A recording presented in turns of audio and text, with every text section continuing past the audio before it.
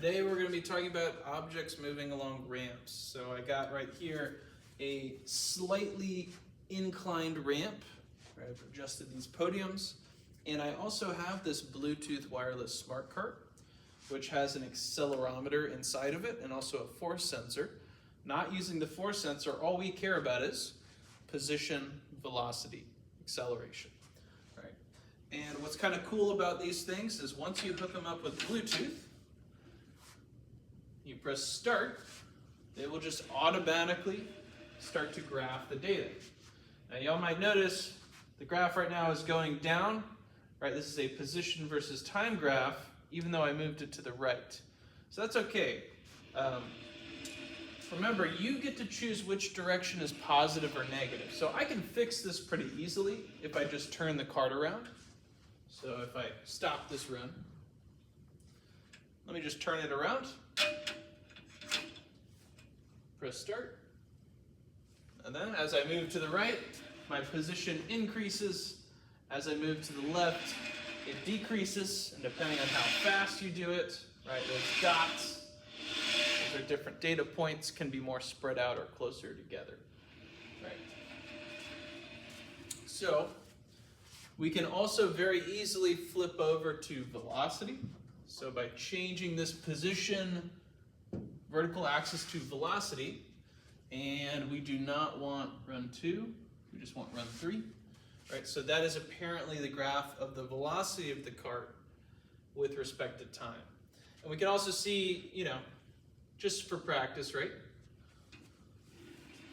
As I move this cart to the right, notice the graph is positive. The moment I stop, the graph sort of hovers around 0, although there's going to be some slight bumps, if I'm not holding it completely at rest. And then if I move it at a constant speed to the left, or as best as I can, right, the velocity graph jumps down to negative. And again, at rest, it should be hovering around 0. Right? And, of course, we could also look at acceleration. Right? So we're going to look at all 3 of those things for an object that I'm going to release at the top of this ramp. Right? So let's see. Let's start with position data.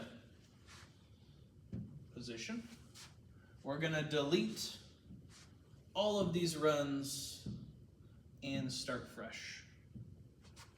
Right.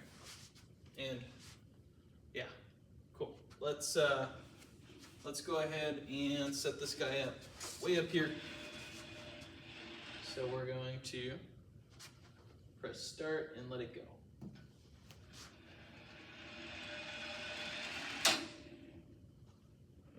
Actually, you know what? Let me go ahead and let it register for a second before I let it go. So, new run, start.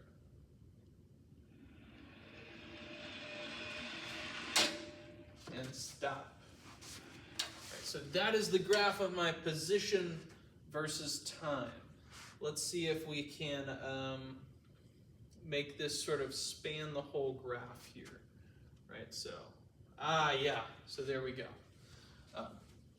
It's a nice little curve. So notice, right, if I were to think of velocity, velocity should be the slopes of my tangent lines. As I continue to move, right, that slope seems to be decreasing, right? What that tells me is my velocity is also decreasing. Slope and the velocity are one and the same thing here. And that tells me I must have some kind of negative acceleration, right? We can also check this out by looking at the velocity graph as well, right? So let me get rid of run 1. This is the run we just did. So notice how we start with close to 0 meters per second, and then the velocity starts to decrease, right? And if we go to acceleration, acceleration right about here. And we want to get rid of run 1. This is our acceleration versus time. So you notice this graph is really bumpy, right? It doesn't seem to be super constant. And that's actually okay, right? So real world data is always really messy. What's really important though is that the fluctuations are very, very close to the same number, more or less, right? So notice the scaling on our axis here is down to the nearest 1/100th of a meter per second unit, right? So even though this looks very bumpy, it's only because we're very zoomed in, right? So if I try to go back to the original view, which, well, not sure I totally know how to do that, but the way it looked before, right, was almost like a horizontal line right below the x-axis, right? So we're basically dealing with approximately constant acceleration. And just so we can bring this point home a little bit more, what I want to do is I want to do another run, but instead I'm going to start off by throwing the cart like with some initial speed at the beginning up the ramp, and then we're going to watch it go back down. Right, so try to make some predictions about what changes, if any, should happen to those three graphs. Right, so let's start, then throw.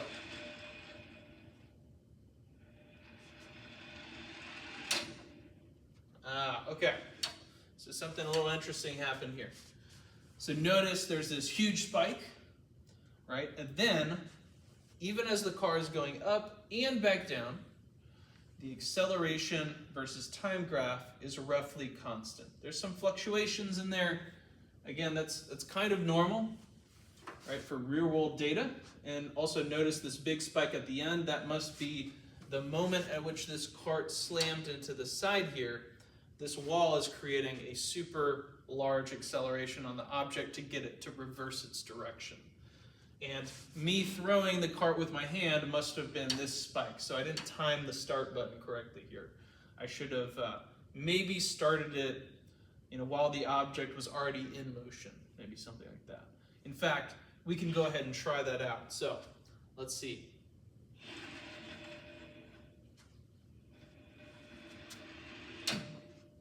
Yeah, so that's maybe a slightly better graph. Again, if we zoom in, it looks like there's a lot of fluctuation, but again, look at the scaling here. We are very, very, very zoomed in, right? Let's look at that velocity versus time graph. See what that looks like. Again, we only care about that last run there. So this is our run. Zoom in. So notice what our graph told us and how it matches with the reality. I threw the cart to the right. That corresponds to this initial section of the graph with a positive velocity. The cart becomes at rest right about here. And then as the velocity is negative, the cart is now moving to the left and it's speeding up, right? So remember, speed on a velocity versus time graph corresponds to basically the distance between each point and the x-axis. So notice that distance is growing, right? Or in other words, the number associated with the y value of each of these points, the magnitude of that number is increasing, right? So just some nice little review there. And if we look at position, my position versus time graph should show me the cart moving to the right and then back the other way. Let's see, is this the correct run? I believe it is. Yeah. So notice, if we zoom in a little bit more, so this initial part of the graph is that short amount of time the cart was moving to the right. Then we are at rest. Velocity equals 0. That slope right there equals about 0. Then it starts to move to the left because those slopes start to be negative. Right? So it must have been the case that it started recording at a position of 0.6 instead of typically at 0, and that's okay. Right? So cool. Right? You can play around with this kind of stuff, maybe in class. A few classes we might just sort of play around, try to see what kind of graphs we can create here. But yeah, some nice little tools we have at our disposal. So hopefully this helped, and then in the next section we'll go through the math behind this kind of motion. Right.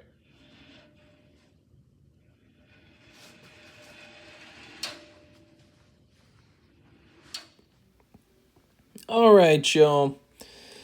This video is going to focus on another kind of specific case. So up until recently, we've been working with projectiles. right? So we've been working with objects that are sort of launched at a certain angle, and they usually make some kind of parabolic arc, through the sky. And now we're going to deal with objects on ramps. And there's maybe two key differences between these two situations. So number one, with projectiles, we have an acceleration pulling the object down. This is usually just like gravity. We could call that the g vector, right? And this was its initial position vector.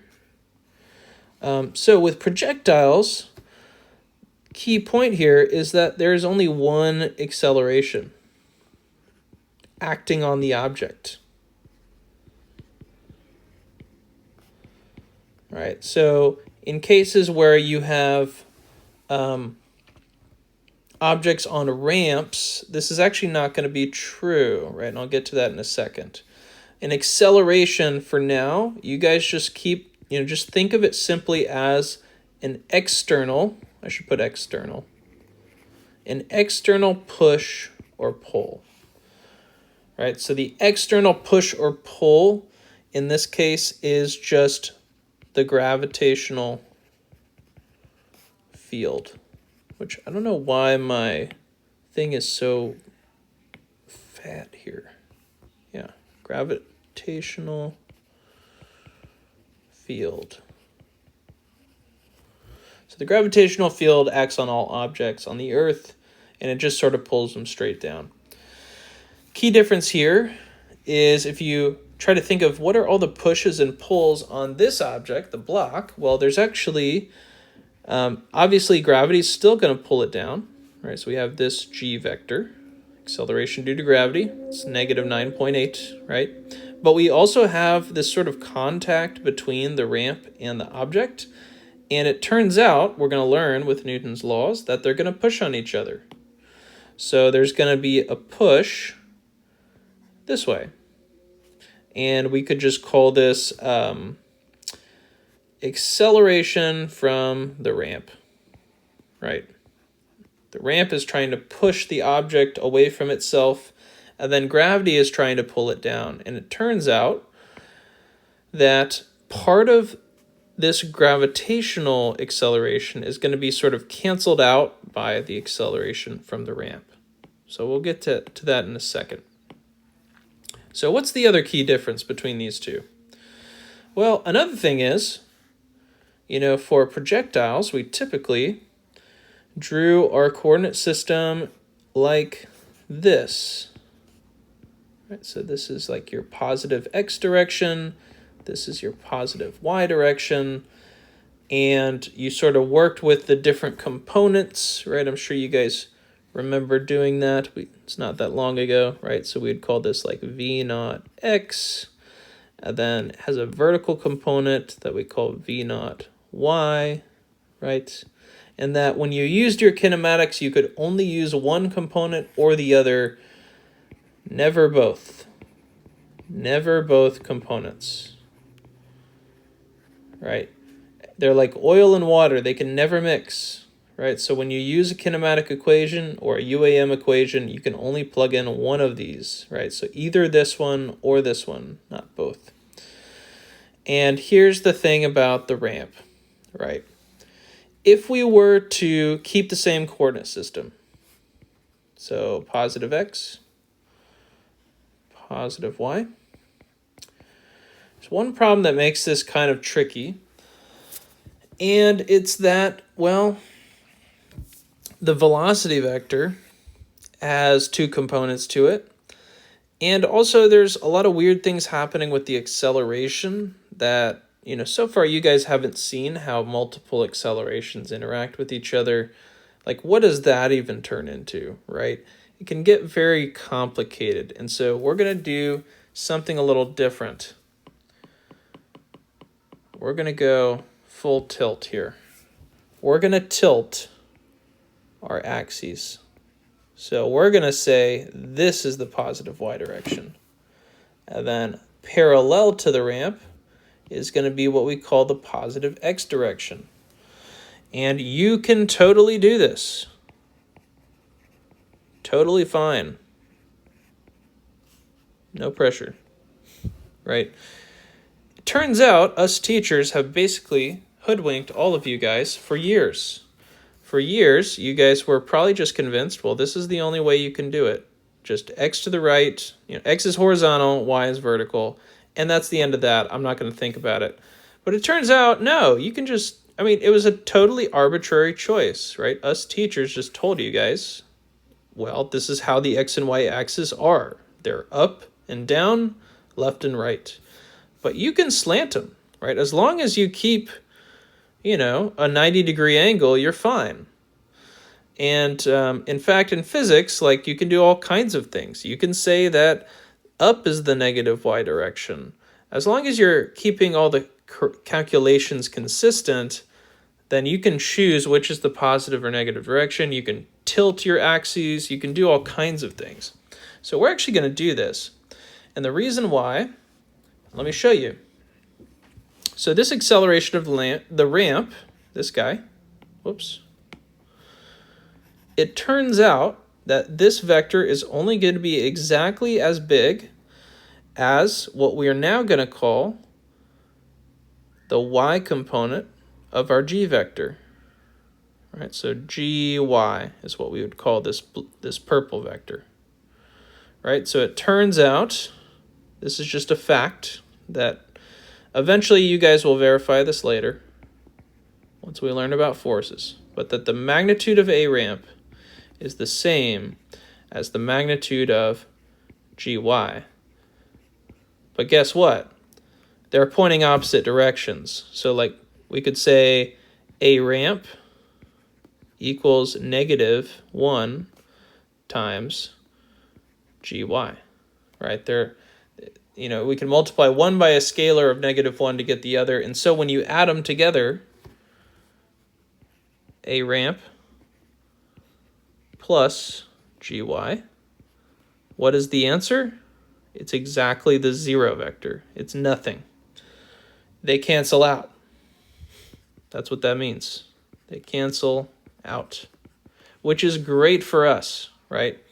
So what this means is there's only one component left from gravity, and it would be, in this case, what we call gx, right? Because we're saying the x direction is parallel with the ramp. That's what we're calling the x direction. So this is the part of the acceleration that actually gets this object to move. And if you think about it, this makes perfect intuitive sense, right? Like if you think of multiple ramps, so here's one example. Here's maybe a very exaggeratedly not very steep ramp, right? Like if you had objects on these two different ramps, which one would accelerate faster? This one, right? This would have a faster acceleration. And if you think about this whole axis business, the reason why is because we're saying, okay, here's the positive y direction, positive x direction, and where is gravity pulling it? Straight down. So if this is my g vector, notice how there's a bigger g component, right? My x component of g would be very long. I'm utilizing more of my gravitational acceleration in that case.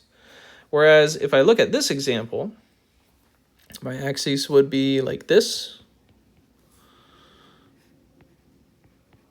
right? And the x component of our gravity is what's actually going to start to move this thing, right? So g vector is still the same, still straight down. But look at how small my g vector is. Or sorry, my gx vector, right? It's a very shallow component, very small component. And obviously, intuitively, right, we know the block up here is going to accelerate down the ramp much faster. And then this is going to have a slower acceleration. So even without really knowing vectors, you guys already know the intuition behind, how do you get things to move fast? Well, you put them on a steeper incline, right? It makes intuitive sense. Now we're getting into the actual math here. So the point is that these two accelerations or pushes cancel out, and all you're left with is one push. And that is gx, what we're calling the x component of gravity, right? Now, why did we tilt our axis anyway? Well, it's because essentially what we've done is we have turned, this is a 2D situation. We can now basically approximate this as if we are in 1D, one-dimensional motion, right? So imagine the block is actually on a flat plane now, and we have its original, like, we're sort of untilting the block here, right? So, you know, turn it counterclockwise by theta, right? So now the ramp is like, I guess like this maybe. Here's theta. And now we have a velocity, and we have an acceleration that we are calling gx. And now you can just think, you only need one axis, right? You just need left and right. So negative x direction, positive x direction. The block isn't moving up and down anymore. And we can actually start to solve for things, right? So the first question we might want to ask is, okay, well, how long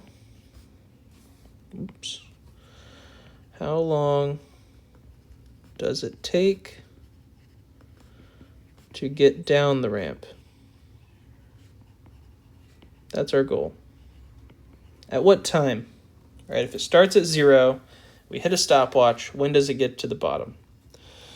And for this situation, I actually have numbers here. So how about we redraw our diagram, but now using numbers? So our height here is 15 meters. And we have our mass here of, well, actually the mass of the block, it does not matter. It actually has no bearing on its acceleration, so you can ignore that.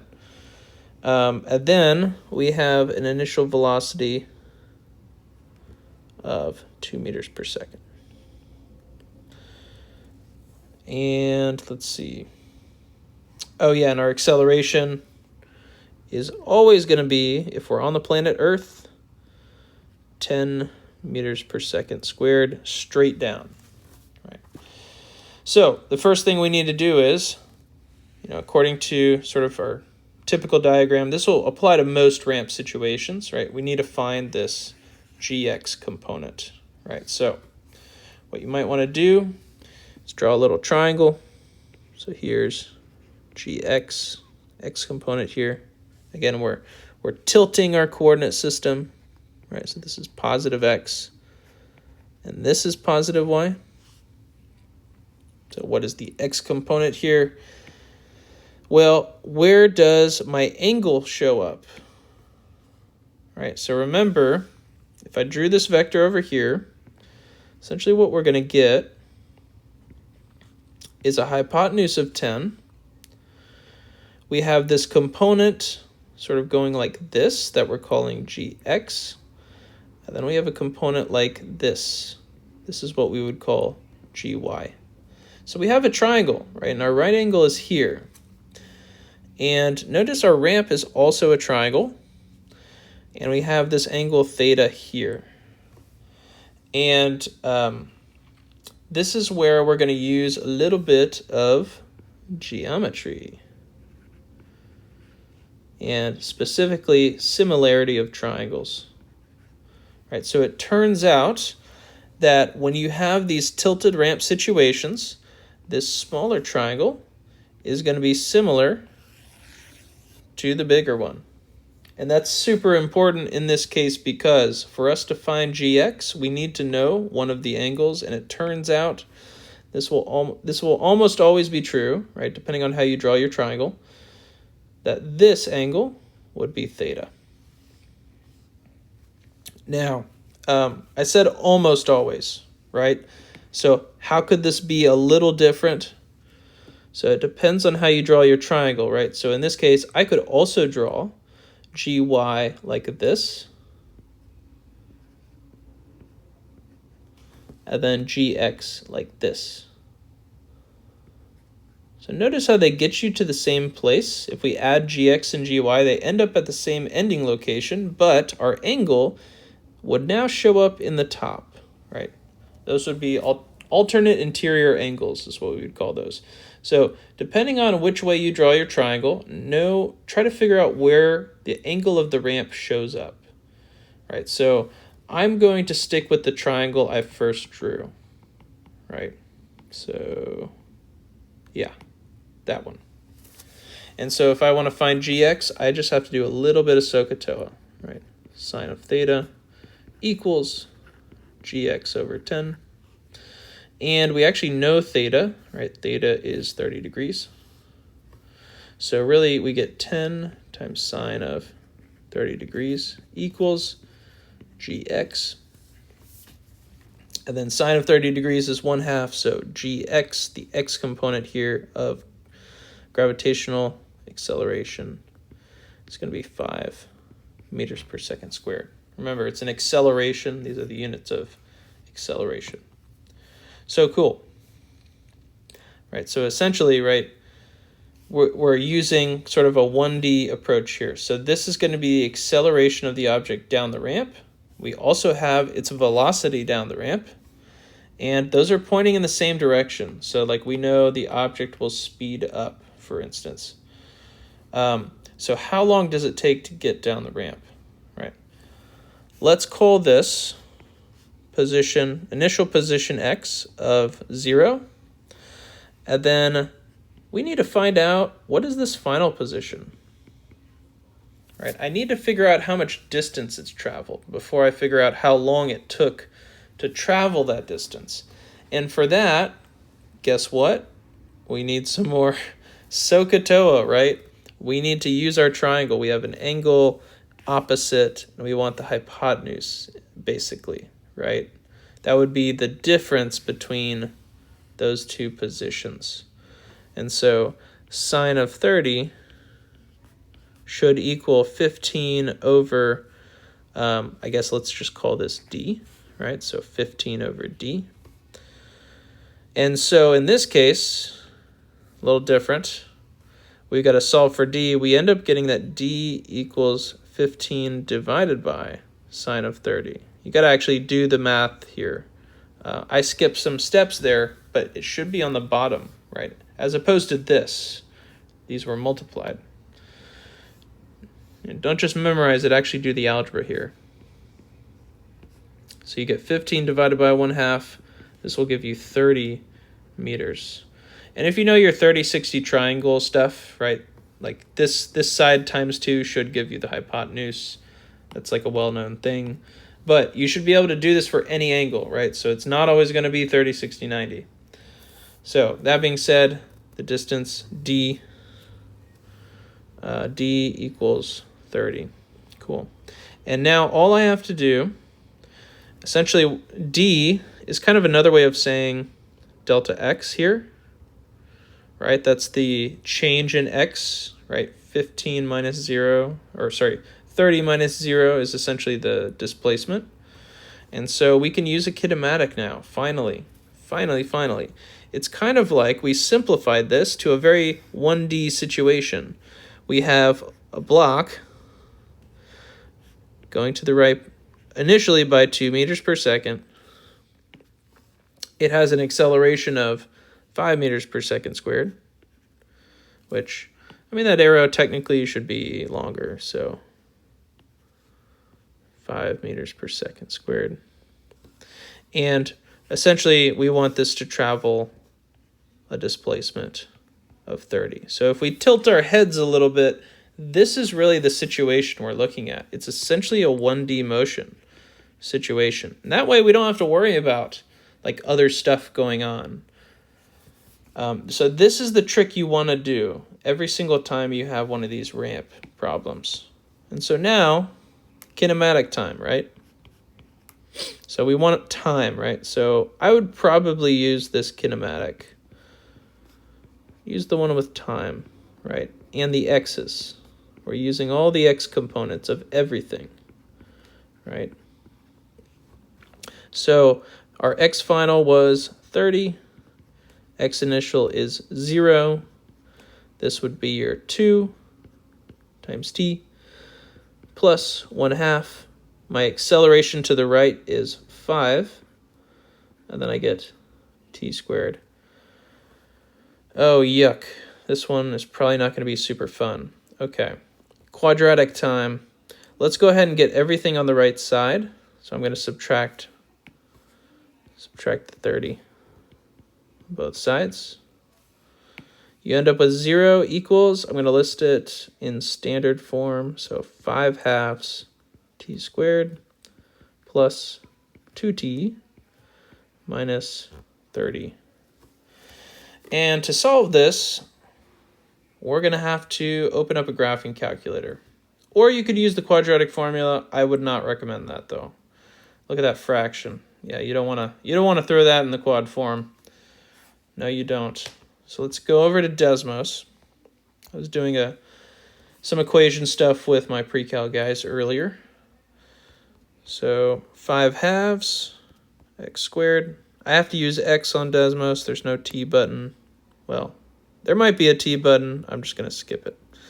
And this should equal 0. So notice, if you zoom out far enough, this should be a parabola.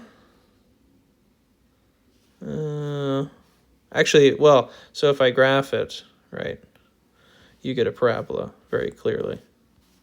And then you would just look for those x-intercepts, like that's when it equals 0. And you actually get 2 answers, but we only choose one of them, right? We choose the one that actually makes physical sense, right? So even though I'm getting answers of t equals negative 3.89, and then I'm getting an answer of 3.087, one of these answers needs to be thrown out, right?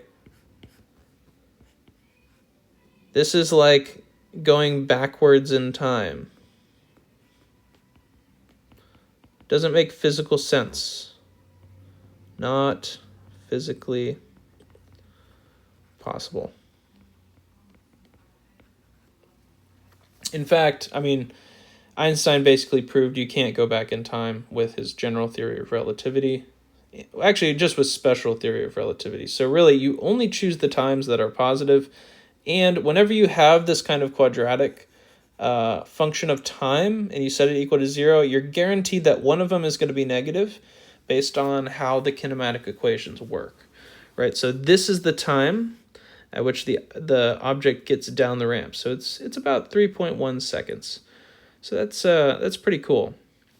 And so you guys have an AP Classroom with a few multiple choice scenarios on this kind of situation, but honestly, it doesn't show up a whole lot on the AP test. So we're really not going to dwell on this for very long. If you understood the whole component thing with the projectiles, hopefully this is making some sense, although this is pretty tricky for most students. So this is y'all's first time seeing this. If you're understanding this right off the bat, that's awesome. Even if you don't, that's totally okay, right? This is kind of hard stuff. So yeah, just to summarize, we're kind of doing something like the projectile motion, right? We're breaking vectors up into components. You can only use one component in your kinematic. So notice how we only used x's, right, in this kinematic. But the main difference is that we're now going to play around with these coordinate axes and tilt them to make our problems easier, right? So that we only have to worry about x by itself. So it's tricky.